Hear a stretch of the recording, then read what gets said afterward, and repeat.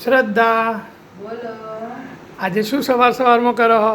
આજે જો ચા બનાવો હા અને આ સમોસા તળ્યા. અલા, સવારમાં સમોસા તળવાના. સવારમાં સમોસા દાળના. દાળના અને કાચા સમોસા હજી સમોસા થોડા તળવાની જો આરે કાચા સમોસા. બરાબર. તો તળવાનું કામકાજ ચાલુ એટલે આજે સવારમાં નાસ્તો ચા સમોસા ને મમરા. દાળના સમોસા એમ? પાછા દાળના સમોસા. અહીંયા બહુ મસ્ત મળે દાળના સમોસા. આપણા અમદાવાદમાં આવા સમોસા નહીં મળતા.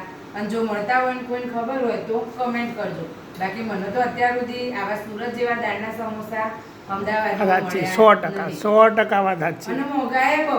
હા. આપણે લાવીએ ત્યાંથી તો 10 રૂપિયાનો એક સમોસો. હા અને અહીંયા 200 રૂપિયાના કિલો સમોસા. તો ભાઈ ખાવાના જ હોય ને. હા શું કહેવાય, ખાઈને પકોડા જેવા થયો એમ? સુરત આવીને પકોડા જેવા થઈ જવાનું. અલા નહીં ખાતા તો આ પકોડા જેવા થઈએ. તો પછી સુરત આયા તો બધું ખાઈને પૂરું કરવાનું, પકોડા જેવું ખાવાનું.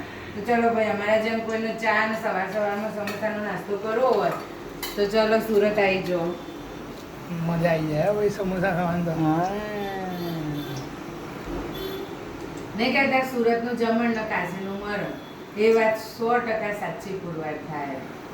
સાચી વાત. તો જેને ખાવાનો બહુ શોખ હોય ને તો સુરત 1-2 દિવસ આવીને રહી જવાનું, પકોડા જેવું થવાનું તો જીતી જવાનું. ચાલ.